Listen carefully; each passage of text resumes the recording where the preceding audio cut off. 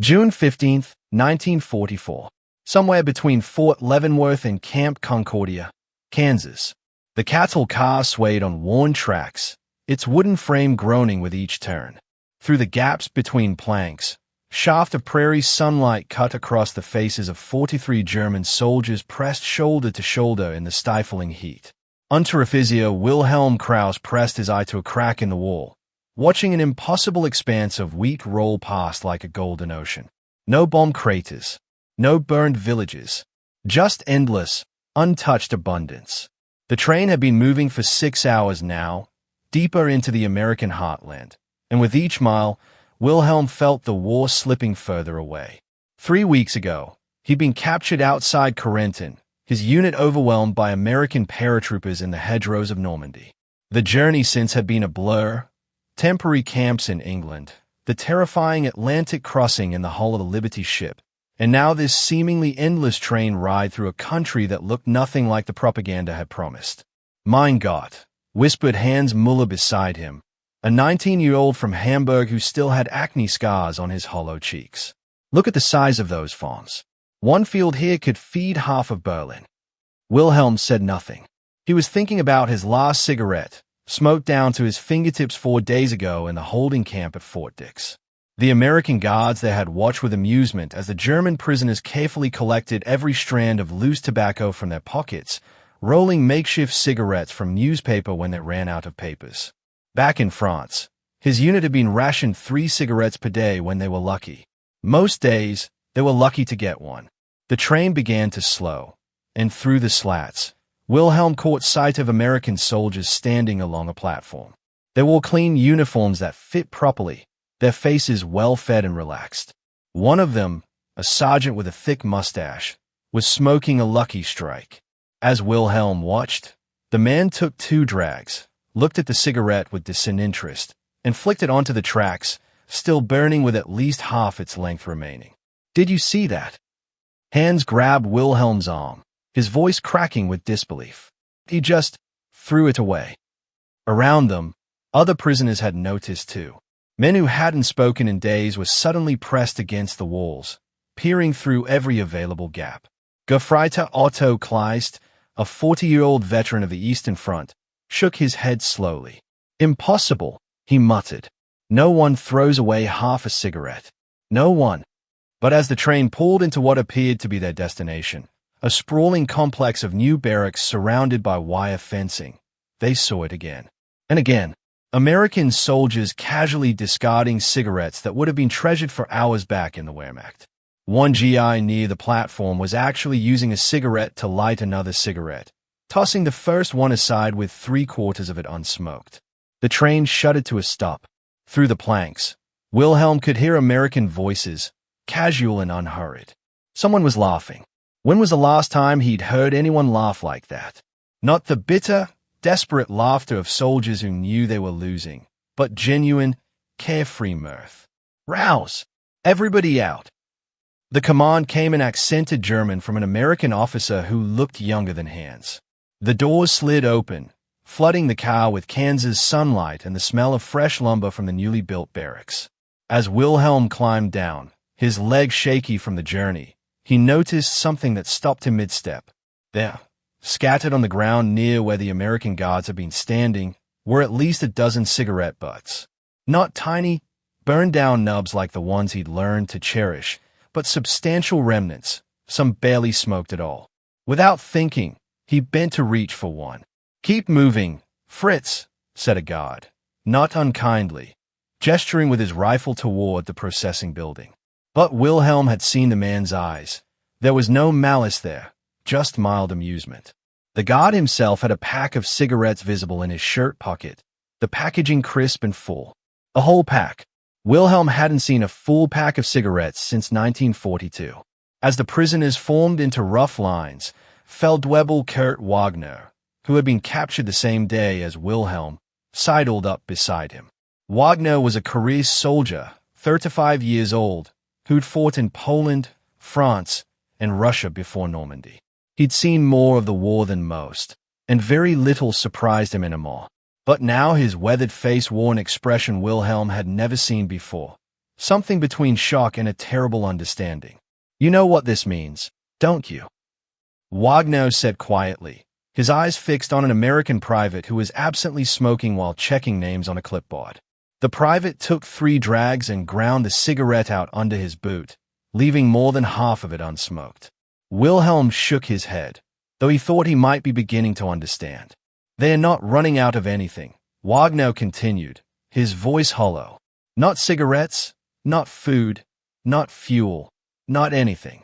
We've been told for 3 years that the Americans were soft, decadent, that their society would collapse under the strain of war. But look at them. He gestured subtly at the guards around them. They're throwing away what we'd fight over. What does that tell you about who's going to win this war? Before Wilhelm could answer, they were moved forward into the processing building. It was a simple wooden structure, but clean and well lit with electric bulbs, another small shop for men who'd grown used to candles and oil lamps in their dugouts. American clerks sat behind desks with typewriters, processing the prisoners with bureaucratic efficiency. The room smelled of coffee, real coffee, not the ersatz mixture of acorns and chicory they'd been drinking for the past 2 years. At one desk, an American corporal was filling out forms while smoking. He had an entire carton of cigarettes sitting open beside him, 10 pristine packs visible. When he finished with each prisoner's paperwork, he'd take a fresh cigarette from the pack, light it, take a few drags while starting the next form, then stub it out in an ashtray that was overflowing with barely smoked cigarettes. The sight was mesmerizing and somehow more demoralizing than their actual capture had been. The line moved slowly. Each man was photographed, fingerprinted, and issued a prisoner number. Wilhelm became POW 31G27841. The G stood for German. He learned to distinguish them from the Italian prisoners who'd been arriving since 1943. As he waited his time, he watched Franz Richter, a rail-thin private from Munich, suddenly break from the line and lunge toward the overflowing ashtray on the corporal's desk. "Bitte, please." Franz's hands shook as he grabbed a handful of the discarded cigarettes, stuffing them into his pockets with the desperation of a starving man finding bread. The room went silent. Every German prisoner held their breath, expecting clubs, fists, or worse. In the Wehrmacht, such a breach of discipline would have meant immediate punishment. On the Eastern Front, it might have meant death. But the American corporal just leaned back in his chair and laughed. Not cruelly, but with genuine surprise. "Jesus Christ. Mac," he called to another guard. "Look at this. They're going crazy over the butts." The guard named Mac, a stocky sergeant with Boston Irish written all over his face, walked over slowly. Wilhelm tensed, but Mac just reached into his pocket and pulled out a fresh pack of Camels. He tossed it to Franz, who caught it with trembling hands, staring at it like it might disappear. "Here you go, Fritz. Fresh ones. Don't choke on them." Franz looked between the pack and the American sergeant, tears actually forming in his eyes. "Thank," he whispered. "Thanks, Sean." Yeah, you're welcome. Now get back in line." As Franz shuffled back to his place, clutching the pack like a religious relic, the other prisoners stared in disbelief. Otto Kleist, the Eastern Front veteran, muttered something about this being some kind of trick, a psychological game. But Wilhelm could see it in the Americans' faces. This wasn't calculated. They genuinely didn't understand what the fuss was about. To them, a pack of cigarettes was nothing special. When Wilhelm's turn came for processing, the clerk, a young man who looked like he should be in college rather than uniform, offered him a cigarette while filling out his forms. Wilhelm accepted with a steady hand, though his heart was racing. The cigarette was perfect, factory rolled with Virginia tobacco that tasted like heaven compared to the harsh Turkish blend mixed with ersatz materials they'd been smoking for the past year. "Where you from?" the clerk asked in broken German. "Dresden," Wilhelm replied. "Dresden? Huh? I'm from Detroit. Ever hear of it?" Wilhelm nodded. Before the war, everyone had heard of Detroit, the city that made more automobiles than the rest of the world combined. "My old man works at Ford," the clerk continued, typing. "Making B-24 bombers now instead of cars. One every 63 minutes, he tells me. Can you believe that? A whole bomber every hour." Wilhelm took a long drag of the cigarette, trying to process this information. In Germany, factories were being bombed faster than they could be rebuilt. They were using slave labor to maintain production and still couldn't keep pace with losses.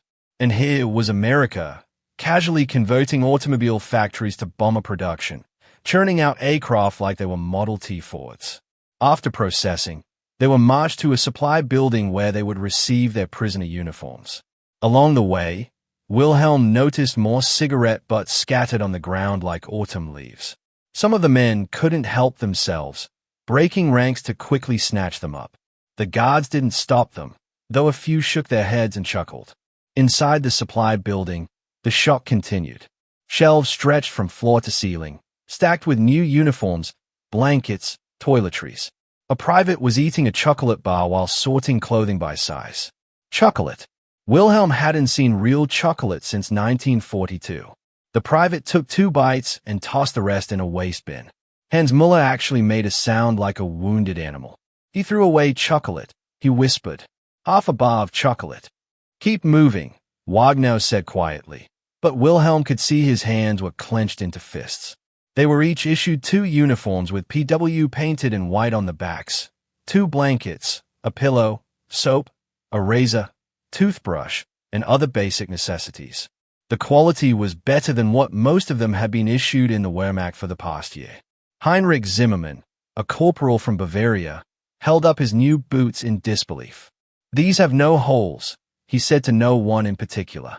"They are new, completely new." At the end of the supply line, an American lieutenant was standing with a clipboard, smoking and occasionally giving orders to the enlisted men. As Wilhelm watched, the officer lit a second cigarette from the first, then dropped the first one on the floor, still a third unsmoked. Without thinking, Wilhelm bent to pick it up. The lieutenant noticed and paused.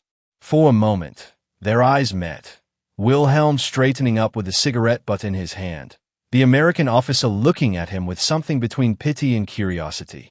"You boys really that hard up for smokes?" the lieutenant asked. His German was surprisingly good. Wilhelm hesitated, then nodded. "In France, sir, we were rationed 3 cigarettes a day. Sometimes 1, sometimes none." The lieutenant studied him for a moment, then reached into his jacket and pulled out an entire carton of Lucky Strikes. He handed it to Wilhelm. "Hey, share these with your buddies. Welcome to America." Wilhelm stared at the carton. 50 packs, 200 cigarettes, worth a fortune in the Wehrmacht, probably enough to trade for a week's worth of extra rations. I cannot." "Sure you can. We've got plenty." The lieutenant was already lighting another cigarette. "Hell, the Red Cross sends us so many smokes we can't give them away fast enough." As Wilhelm walked away with the carton, he heard the lieutenant talking to another officer. "Can you believe it? They're picking up our butts like they're made of gold. Makes you think, doesn't it?" The barracks they were assigned to were another revelation. Clean, new construction with electric lights, heating stoves, and actual mattresses on the bunks. As the men filed in, Wilhelm noticed an American private sitting outside, reading a magazine and chain-smoking. The ground around his chair was littered with Bella-Touch cigarettes. "This has to be a show," Otto Kleist insisted as they claimed their bunks. "They're trying to break our morale, showing us all this wealth." But Wagner shook his head. "Look at them, Otto. Really look. They're not putting on a show. This is just normal for them." The dinner bell rang at 1700 hours. Wilhelm and his barracks mates formed into lines, not sure what to expect. The mess hall was another wooden building, hastily constructed but solid, with screened windows to keep out the Kansas flies. The smell hit them before they entered: meat, actual meat cooking, and fresh bread, and something else, vegetables that hadn't been boiled into gray submission.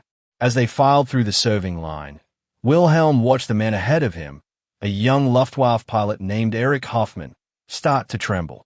The American servers, mostly privates who looked bored with their duty, were ladling out portions that would have fed a German infantry squad for 2 days.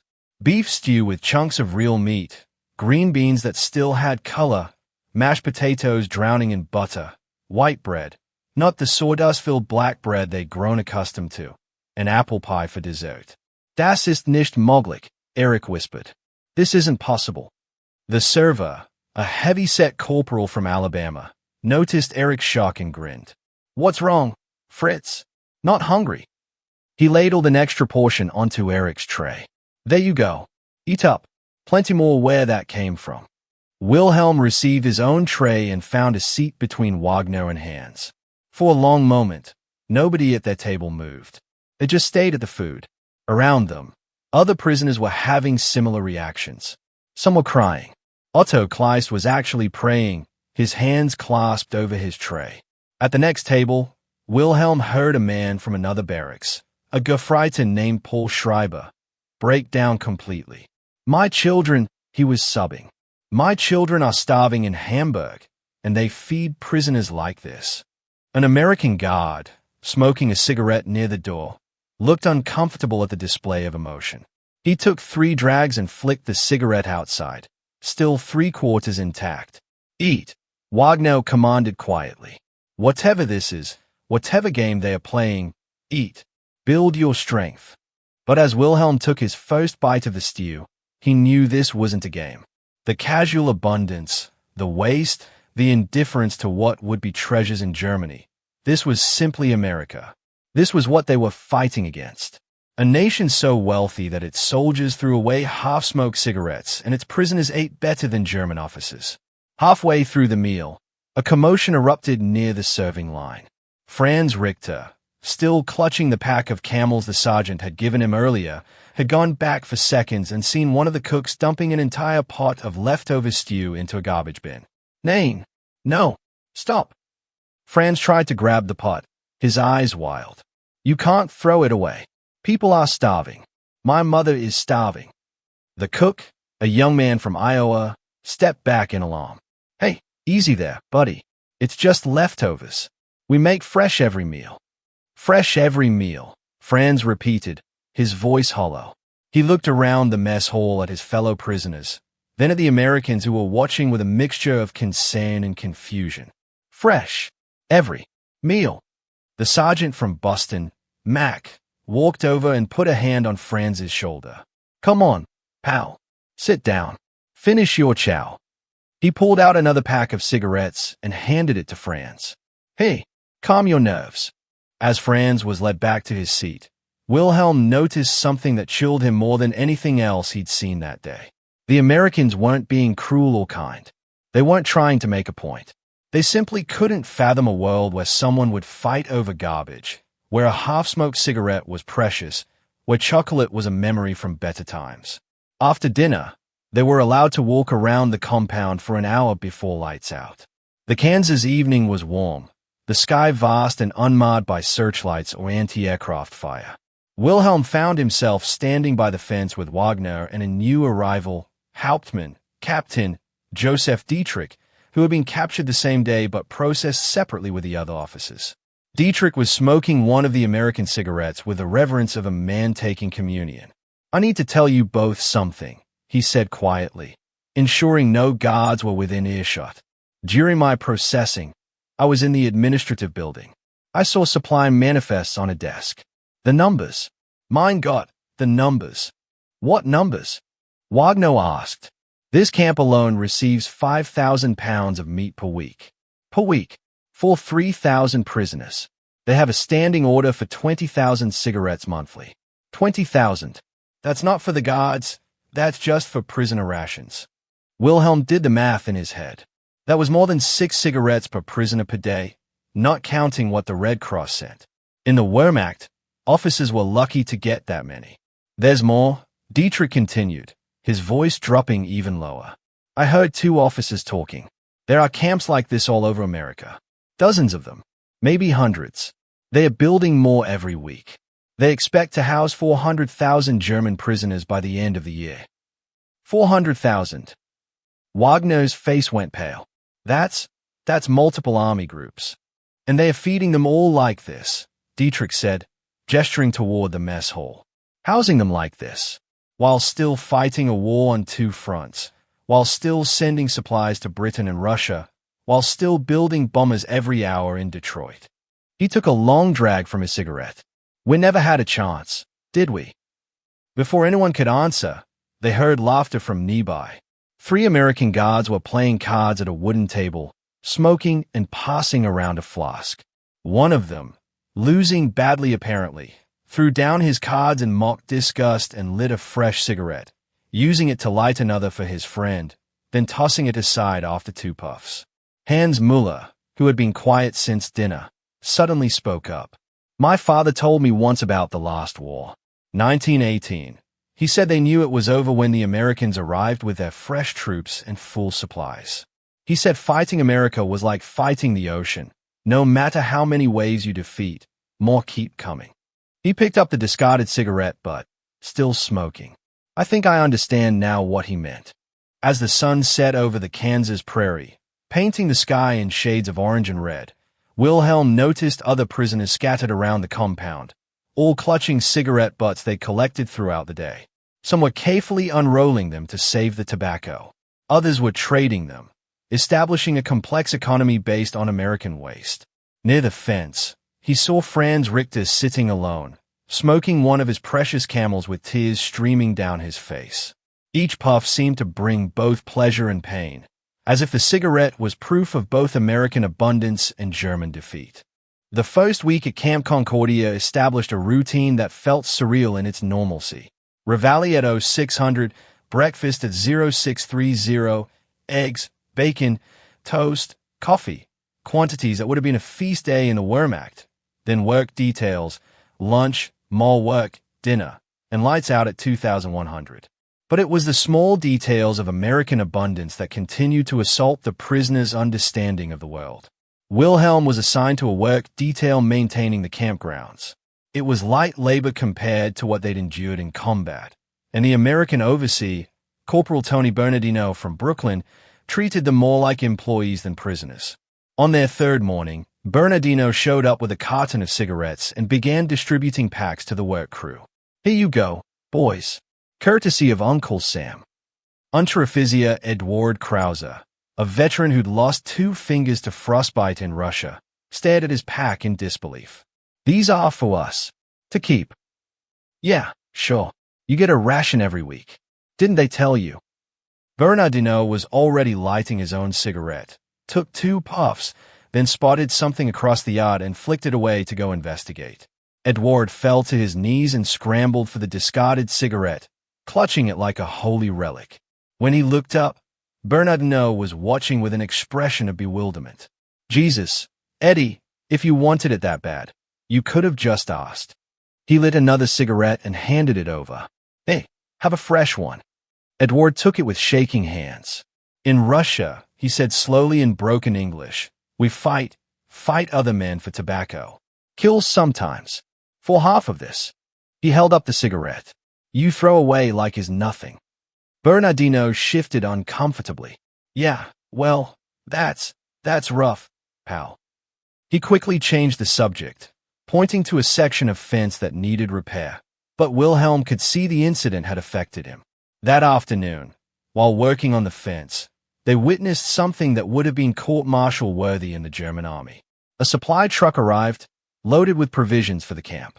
As the American soldiers unloaded it, 1 box of canned peaches fell and burst open. Instead of salvaging the undamaged cans, the quartermaster sergeant took one look and said, "Hell, just toss the whole thing. We'll mark it as damaged goods." 12 cans of peaches, maybe 2 or 3 actually broken, thrown into the garbage. Hans Müller made a choking sound. "My little sister," he whispered. "She hasn't tasted fruit in 2 years." The German prisoners stood frozen, watching as perfectly good food was discarded. Finally, Otto Kleist couldn't contain himself. "Bitte, Herr Sergeant," he called out in accented English. We clean." The quartermaster shrugged. "Sure, knock yourselves out. But you better eat 'em quick. No storing food in the barracks, regulations." The prisoners descended on the garbage bin like vultures, pulling out the cans, even the damaged ones, licking sweet syrup from their fingers. The American guards watched with expressions ranging from amusement to something approaching shame. That evening, Wilhelm found himself in an unexpected conversation with one of the guards, Private First Class Jimmy Patterson from Oklahoma. Patterson was barely 20, with corn silk hair and an easy smile. He'd been smoking steadily throughout his guard shift, and the ground around his post was littered with half-finished cigarettes. "Can I ask you something?" Patterson said, his German limited but understandable. "Why do you all go so crazy over the smokes? I mean, it's just cigarettes." Wilhelm searched for words to explain. "In Germany, now, everything is, why sacked man, rationed. Tobacco most of all. When we were in France, before capture, we had perhaps one cigarette each day. Sometimes none. In Russia, men would smoke tea leaves, dried grass, anything." Patterson whistled low. "No kidding? Tea leaves." He pulled out his pack, counted the cigarettes, then handed the whole thing to Wilhelm. "Hey, I got 2 more packs in my footlocker." "I cannot." "Sure you can. Hell, my mama sends me a carton every week, plus what the army gives us. I got more smokes than I know what to do with." He lit a fresh cigarette, took a single drag, then stubbed it out. "Never really liked them anyway. Just something to do with your hands." That night, Wilhelm distributed Patterson's cigarettes among his barracks mates. As they smoked in the fading light, Hauptmann Dietrich brought news from the officers' section. "I've been talking to some of the Italians who've been here since '43, he said. "They tell me it only gets more unbelievable. At Christmas, they receive packages from the Red Cross, chocolate, coffee, cigarettes, canned meat. The Americans gave them turkey dinners with all the trimmings. Turkey, while our families are living on turnips and sawdust bread. It's psychological warfare," Otto Kleist insisted, though his conviction was wavering. "It has to be." But Feldwebel Wagner shook his head. "I watched them today, really watched them. You know what I saw? Boredom. They are bored. This abundance, this wealth, it's so normal to them that they're actually bored by it. They throw away cigarettes because lighting a new one is easier than finishing the old one. They discard food because there will always be more. They don't even think about it." A new prisoner who'd arrived that day, Oberleutnant Friedrich Hauser from a Panzer division, spoke up. "You want to know something truly insane? The guard processing me was complaining, that cigarettes are getting harder to find because so many are being sent to the troops overseas. He said he had to go to 3 stores last week to find his brand. 3 stores, and he was acting like it was a great hardship." The barracks fell silent. 3 stores with cigarettes for sale. It was almost impossible to imagine. In Germany, if you could find cigarettes at all, you needed ration cards, and even then, you might wait in line for hours only to be told they were gone. Erich Hoffmann, the Luftwaffe pilot, had been quiet for days, but now he spoke.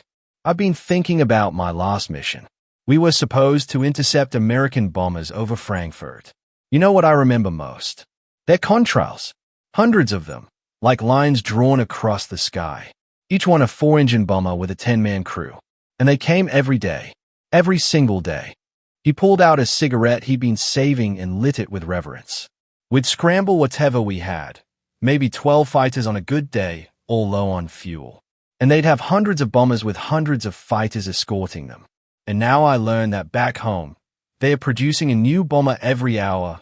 Their soldiers are throwing away food and cigarettes, and their prisoners eat better than our generals."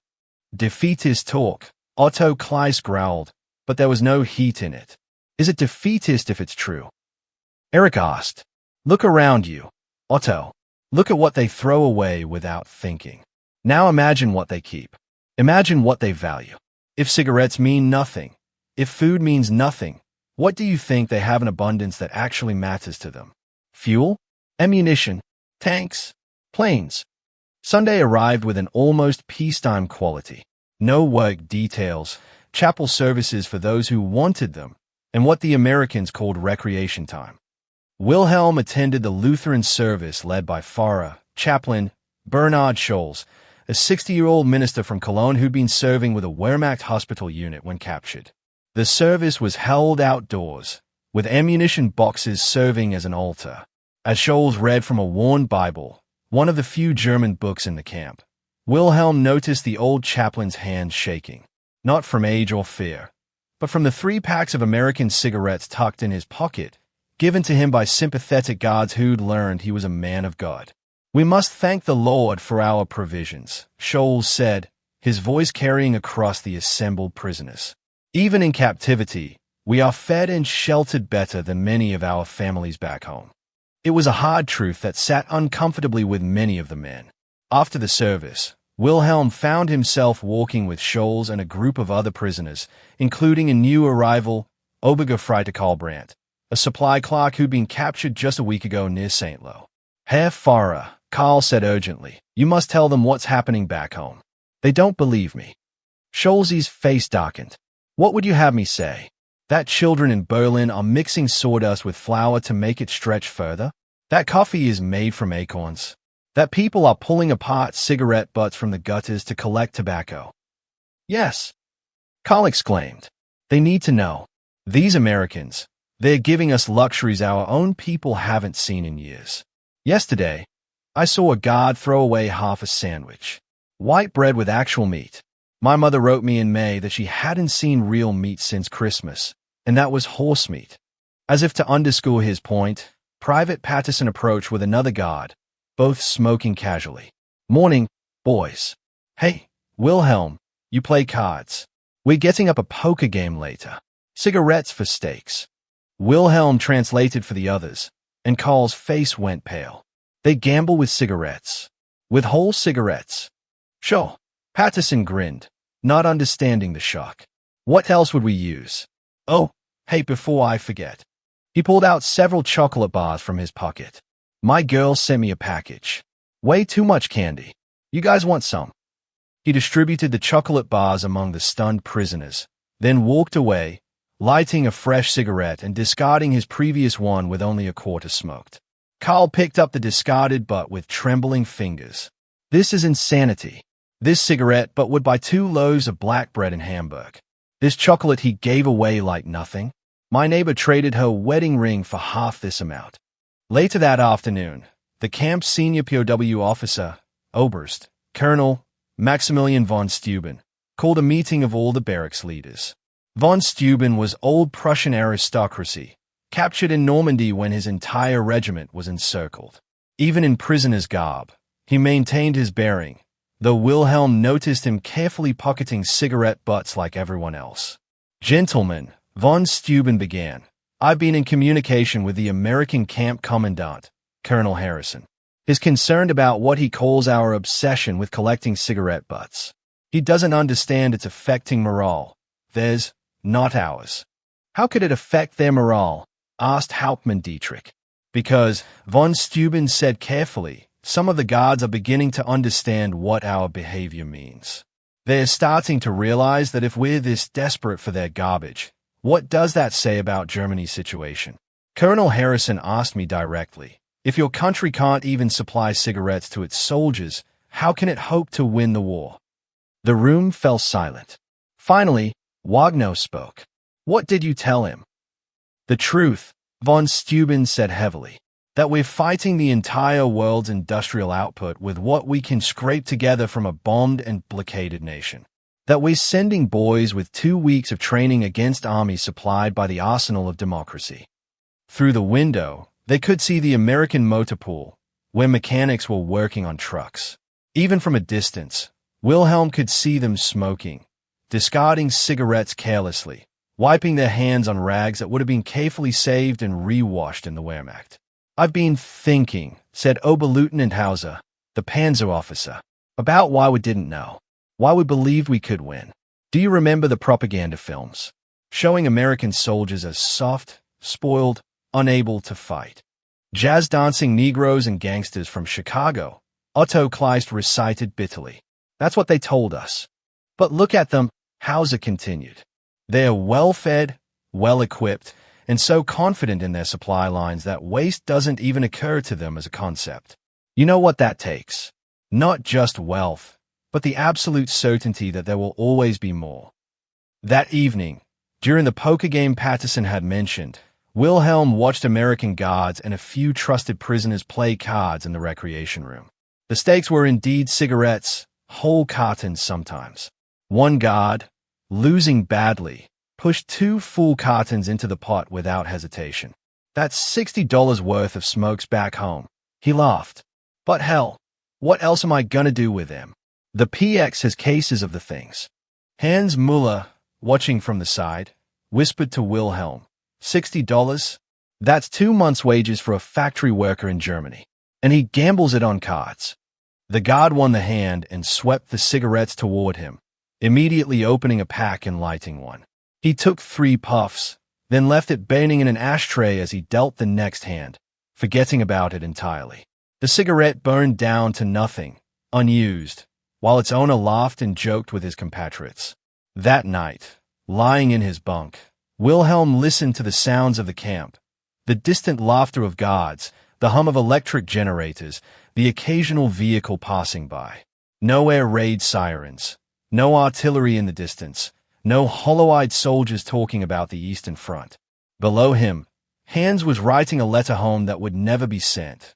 The Red Cross allowed only specific forms with limited space. But writing it seemed to help him. Dear Mother, Hans read quietly to himself. Today an American gave me chocolate because he had too much. Yesterday, they threw away food because the box was dented. They smoke cigarettes like we breathe air, constantly and without thought. I understand now why Father never talked about the Americans after the last war. How do you explain abundance to those who know only scarcity? How do you describe water to those dying of thirst? The third week brought work assignments to the motor pool, where the gulf between American abundance and German scarcity became even more stark. Wilhelm, who'd been a mechanic before the war, was assigned to help maintain the camp's vehicle fleet. The workshop was a cathedral of excess. Tools that would have been worth a fortune in Germany hung casually on walls, spare parts-filled shelves without any apparent rationing system, and oil, precious, rationed oil that German tanks had run dry for lack of, was used with casual indifference. Sergeant Mike O'Brien from Chicago ran the motor pool with easy efficiency. On Wilhelm's first morning, O'Brien was changing the oil in a Jeep, letting the old oil pour into a drainage pan and then straight into a waste drum. Name: Unteroffizier Marcus Reinhard, another mechanic on the detail, actually grabbed O'Brien's arm. You cannot waste this oil. It can be filtered, reused. O'Brien looked at him like he'd grown a second head. Reuse motor oil? What for? We got barrels of new stuff. He pointed to a stack of oil drums against the wall. At least 30 barrels of fresh motor oil, more than a Panzer company would see in 6 months. Marcus fell to his knees beside the waste drum, actually weeping. In Russia, we drained oil from destroyed vehicles, filtered it through cloth, used it again and again. Men died trying to salvage oil from burning tanks. And you throw it away like water. O'Brien shifted uncomfortably, lighting a cigarette to cover his unease. He took 2 puffs and set it on a workbench, where it would burn forgotten while he worked. Look, pal, I don't make the rules. Army says change the oil every 1,000 miles or monthly, whichever comes first. So that's what we do. Every 1,000 miles. Wilhelm translated for Marcus, who looked physically ill. We ran our vehicles until they seized, then rebuilt them if we could find parts. The workshop revealed other miracles of abundance. Spark plugs, which German mechanics would clean and re-gap dozens of times until they literally fell apart, was simply replaced here at the first sign of wear. Fan belts, tires, batteries, all treated as disposable items rather than precious resources to be nursed along.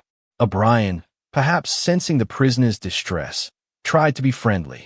You guys were mechanics in the German army. Huh. Bet you had some interesting rigs. What did you work on? Panzerkampfwagen 4, Marcus said quietly. Tank. Later, whatever we could capture and make run. No kidding. Tigers and all that. O'Brien seemed genuinely interested. He pulled out a pack of Lucky Strikes, offered them around, then lit one for himself. After 3 puffs, he spotted something across the shop and walked away, leaving the cigarette burning in an ashtray. Young Private Danny Kowalski from Pittsburgh was even worse. He seemed to smoke purely out of boredom, lighting cigarettes and abandoning them constantly. By noon, his work area had 15 half-smoked cigarettes scattered around.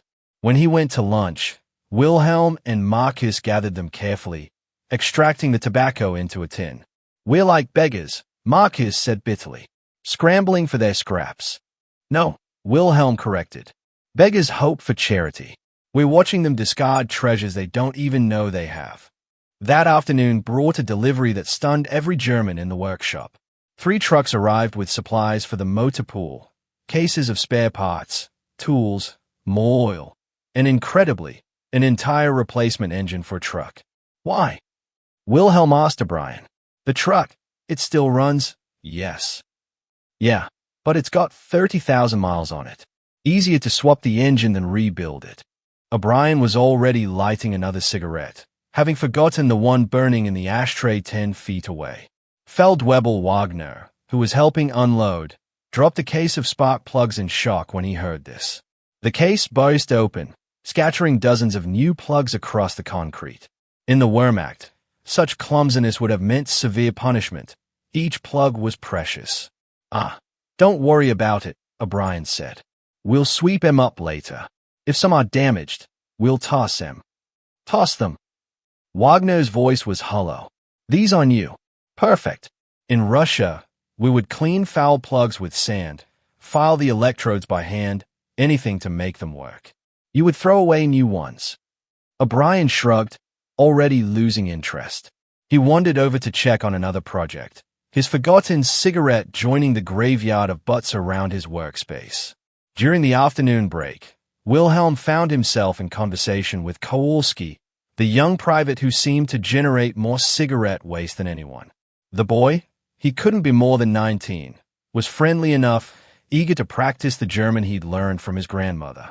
My grandma, she's from Bavaria, Danny explained, pulling out a fresh pack of Chesterfields. Came over in 1920. She sends me packages every week, cookies, cigarettes, candy. Too much stuff, really. He lit a cigarette, took a single drag, then set it aside to show Wilhelm photos from home. The photographs were a window into an impossible world. Danny's family standing in front of a 2-story house with a car in the driveway. His father at work in what looked like a factory, surrounded by machinery. His younger siblings at a birthday party, a table laden with food, presents stacked high. This is your family's house? Wilhelm asked. Just your family. Yeah, nothing fancy. Dad works at the steel mill. Mom keeps talking about getting a second car now that gas rationing's eased up a bit. Wilhelm translated this for Marcus, who laughed bitterly. A second car. His family wants a second car. I haven't seen a private automobile with fuel in 2 years. Danny, oblivious to the impact of his words, continued showing photos. This is my girlfriend, Betty. She works at a defense plant, making radio equipment. Good money, too. She bought me this watch. He showed off a gleaming wristwatch, worth more than most German soldiers would see in a lifetime. As he talked, Danny lit another cigarette, forgetting the one already burning in the ashtray. Then another. By the time break ended, he'd started but not finished 4 cigarettes, each abandoned after a few puffs. That evening, the Germans gathered in their barracks with their collected cigarette butts, carefully extracting and combining tobacco. Otto Kleist had become expert at rolling cigarettes from newspaper, creating smokable cigarettes from American waste. I counted today, announced Gefreite Joseph Hartmann, who worked in the camp administration building. The American guards in my building went through approximately 200 cigarettes. Between 6 men. In one day. They actually smoked perhaps a third of that. The rest burned away in ashtrays or were thrown away barely touched. 200 cigarettes, repeated Erich Hoffman. That's more than our entire squadron would receive in a week. Hauptmann Dietrich entered the barracks with news that silenced everyone. I've just come from a meeting with the American commandant. He received a complaint from some of the guards. They are uncomfortable with us collecting their cigarette butts. He wanted to know if we're being properly supplied. What did you tell him? Asked von Steuben. I tried to explain.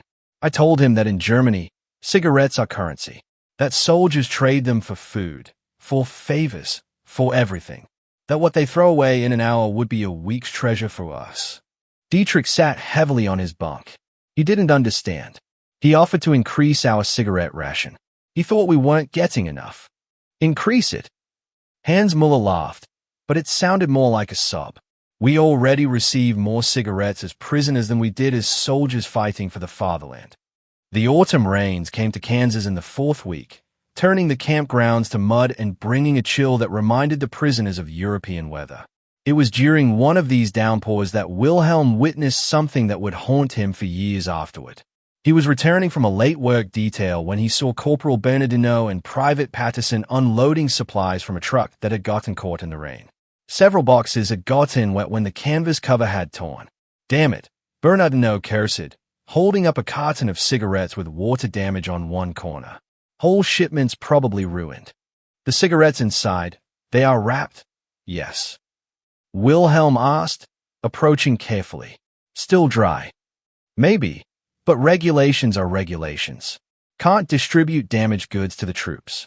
Bernardino started throwing the cartons into a garbage bin. Not just the cigarettes, but cases of canned food with dented corners, boxes of chocolate bars where the outer packaging had gotten wet. Wilhelm stood frozen in the rain, watching perhaps 1,000 cigarettes being discarded because their outer packaging was damp. His mind went to his younger brother, Gunther, still fighting somewhere on the Eastern Front, probably scraping tobacco from dead men's pockets. "Bitter," Wilhelm said, his voice barely audible over the rain. "Please, let us have them. We don't care about wet cardboard." Patterson looked uncomfortable. "Sorry, pal. Rules are rules. Once it's designated as damaged, it's got to be destroyed. Something about accounting and supply records." "Destroyed." Wilhelm repeated the word in German, and other prisoners who had gathered to watch murmured in disbelief. "You destroy cigarettes because of wet paper."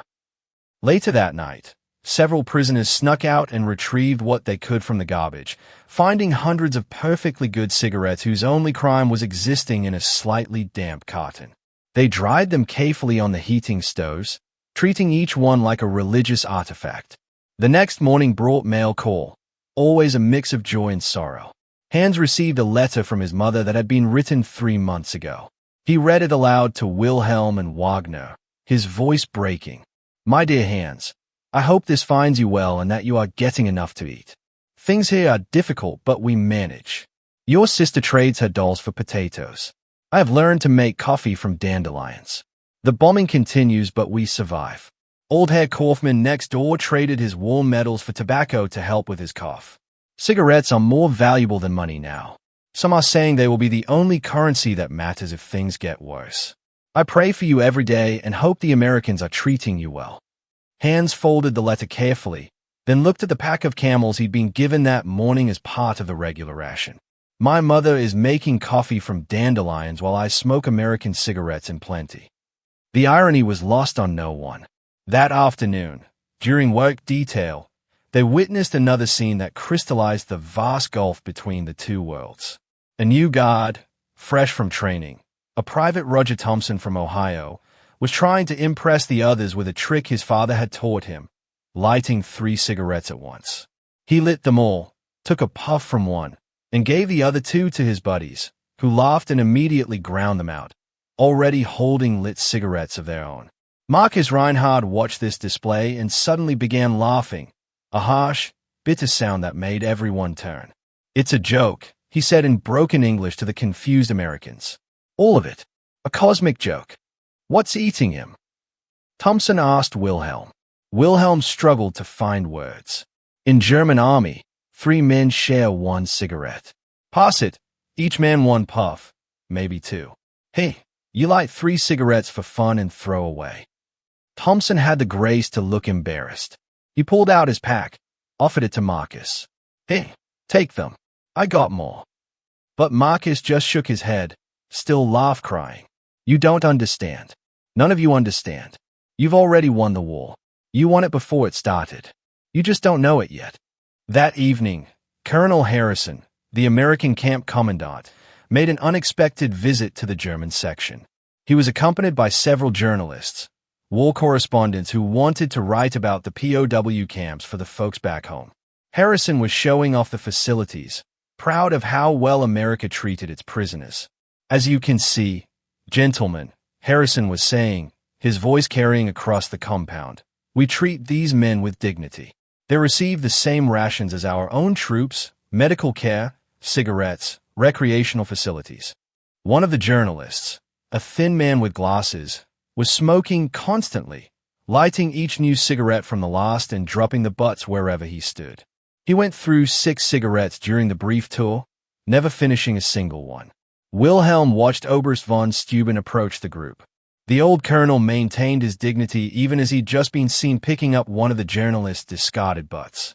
"Colonel Harrison," von Steuben said in accented English, "may I speak freely?" "Of course.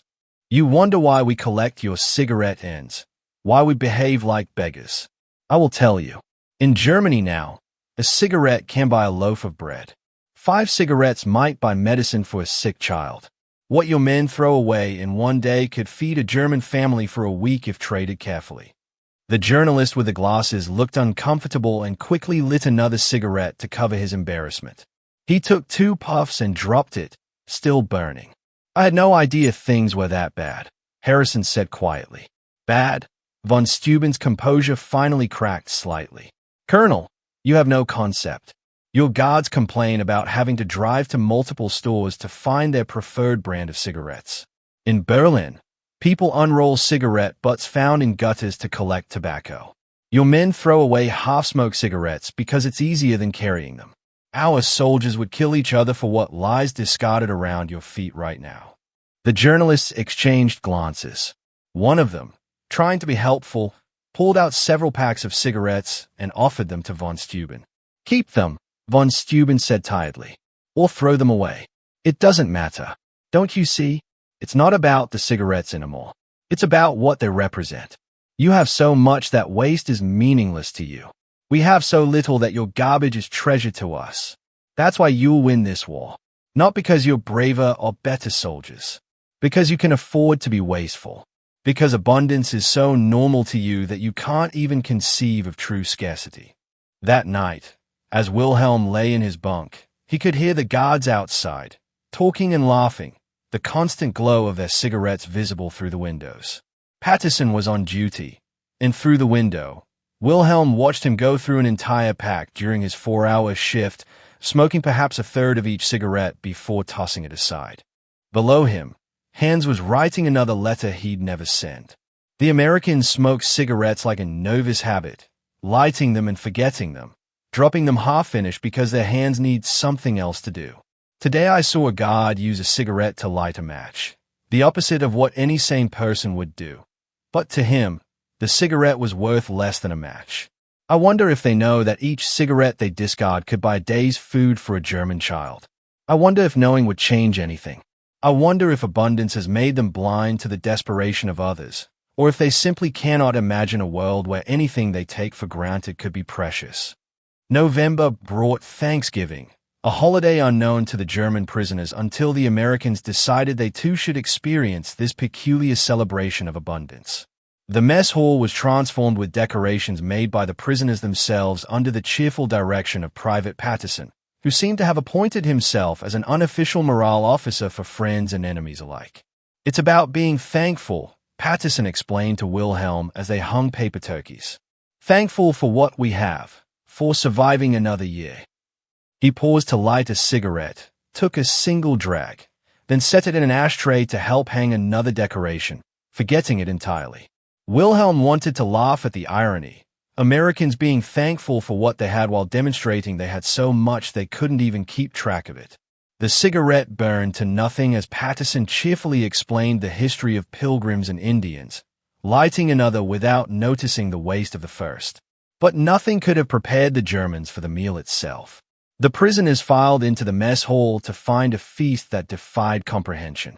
Whole roasted turkeys, dozens of them, sat on tables alongside mountains of mashed potatoes, sweet potatoes, stuffing, cranberry sauce, green beans, corn, fresh-baked rolls, and pumpkin pies that perfumed the air with cinnamon and nutmeg. Unteroffizier Edward Krauser fell to his knees in the doorway. "Mein Gott im Himmel," he whispered. Others pushed past him, but many stopped in their tracks, unable to process what they were seeing. "This is a trick," Otto Kleiss said flatly. "This must be a trick." But Sergeant Mack, the Boston Irishman, was already carving turkey with practiced efficiency. "Come on, boys, don't be shy. There's plenty for everyone. Hell, we made too much, as always." Too much. They had made too much food. Wilhelm watched as Hans Muller received his plate, turkey, potatoes, gravy, vegetables, and began sobbing openly. "My family," Hans choked out. "My family is starving, and you feed prisoners like kings." The American cooks seemed uncomfortable with the emotional displays but continued serving. Wilhelm noticed them exchanging glances, perhaps beginning to understand something they'd never considered before. One cook, a heavyset corporal from Iowa, quietly asked Bernardino, "Is it really that bad where they come from?" "I guess so," Bernardino replied, lighting a cigarette. He took 2 puffs and absently set it on a counter, where it would burn forgotten. "Jesus, look at them. You'd think we were feeding them their last meal instead of Thanksgiving dinner." The prisoners ate in reverent silence, many crying as they tasted foods they hadn't seen in years, or ever. Real butter on the rolls. Fresh vegetables that weren't boiled to mush. Meat so tender it fell off the bone. And the plenty of it all. Seconds were encouraged, thirds were available. Hauptmann Dietrich sat with the other officers, his plate untouched for a long moment. "Gentlemen," he said quietly, "we are witnessing the end of the world we knew. Not on the battlefield, but here, in this mess hall. Any nation that can feed its prisoners of war like this while fighting a global war." He trailed off, unable to finish. After the meal, as the prisoners walked in the yard to ease their overfull stomachs, they watched the kitchen detail throwing away enormous amounts of uneaten food. Whole turkeys barely touched, pots of vegetables, dozens of pies. The waste was staggering. Karl Brandt, the supply clerk who'd arrived recently, made a strangled sound. That garbage could feed a city block in Hamburg for a week. Colonel Harrison made an appearance, smoking a cigar and looking pleased with the success of the meal. He approached Oberst von Steuben. "I hope your men enjoyed the Thanksgiving feast, Colonel." Von Steuben chose his words carefully. "Colonel Harrison, may I be frank?" "Always. This meal, generous as it was, has done more damage to German morale than your bombs ever could. Do you understand? My men now know, truly know, that we never had a chance. A nation that can casually provide such abundance to its enemies while fighting a war on 2 fronts. We were fools to think we could defeat you." Harrison looked uncomfortable. He took a long draw on his cigar, then noticed several German prisoners watching him intently. Without thinking, he pulled out a pack of cigarettes and began distributing them. "Here, boys. Happy Thanksgiving." The prisoners accepted them with shaking hands, and Harrison walked away, not noticing that he'd dropped his cigar, still 3/4 unsmoked. 3 men scrambled for it.